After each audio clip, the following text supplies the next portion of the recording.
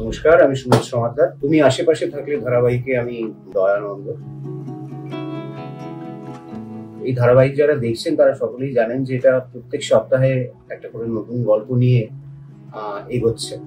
তো সেরকমই একটা সপ্তাহের গল্প একটি আশ্রমকে কেন্দ্র করে। আমার পোশাক আশাক, আমার বেশভূষা দেখেই আপনারা নিশ্চয়ই বুঝতে পারছেন যে এটা সেরকমই। এই দয়ানন্দ কিন্তু সত্যিকারের একজন সন্ন্যাসী মানুষ নন, উনি একজন ভেকধারী মানুষ এবং তার এই ভেকের এই বেশভূষার পেছনে তার একটা আসল রূপ আছে। সেটা হিংস্র বলা চলে সোজা কথা। আমাকে কে আটকে রেখেছে? এই তো আমি দিব্যি আছি। তোমরা আশ্রমে ফিরে যাও, আমি একটু বাদে আসছি। তবে হ্যাঁ, একটা কথা মনে রেখো, ধর্মের বাইরে কিন্তু কিছু নয় এই জগৎ সংসারে। কিন্তু আপনাকে যদি না ছাড়া গুরুজি, আমরা কিন্তু প্রতিবাদ করব। সে এটার আড়ালে এই সমস্ত কিছু ধর্মের ধর্মাচরণ ইত্যাদির আড়ালে কিন্তু সে একটা সাংঘাতিক কঠিন, খুব খারাপ একটা ব্যবসা চালায়, নানাবিধ খারাপ কর্মকাণ্ড করে থাকে।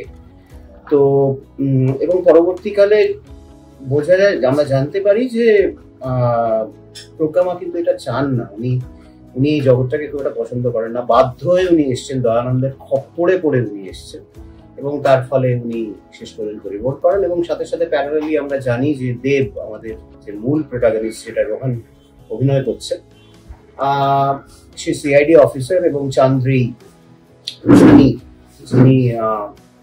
পুলিশ হেড, পুলিশ ওনার ডিআইজি উনি সম্ভবত।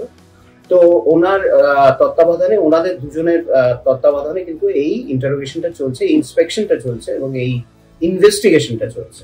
তুমি কেসটা টেক ওভার করো। আই এম শিওর এই আশ্রমে অনেক প্রফেশনাল আছে। Good luck mister Bachowdhury. Thank you boss. এবং অবশ্যই বলা বাহুল্য যে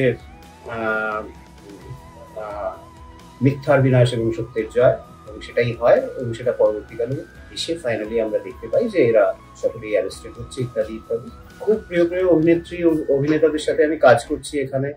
তাদের মধ্যে পুরনো অভিনেত্রীর তো রয়েইছেন, তার মধ্যে রয়েছেন চান্দ্রী, তার মধ্যে রয়েছেন সোনালী, আরো যারা আমার সাথে সাথে কাজ করছেন তারা নতুন নবাগত অনেকেই করছেন, কিন্তু তারা সবাই ভীষণ কুশল এবং তাদের প্রত্যেকেই তারা সফল এবং বেশ ভালো যত্ন নিয়ে তারা কাজটা করছেন। যেমন রোহন, যেমন অঙ্গনা।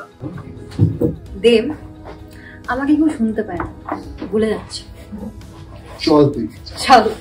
তো এরা সকলেই খুব যত্ন নিয়ে কাজটা করার চেষ্টা করছে। অনুপম আমাদের ডাইরেক্টর, তার তত্ত্বাবধানে, তার নির্দেশনায় আমরা চেষ্টা করছি। আশা করি আশেপাশে থাকলে আপনারা তার আশেপাশে থাকবেন।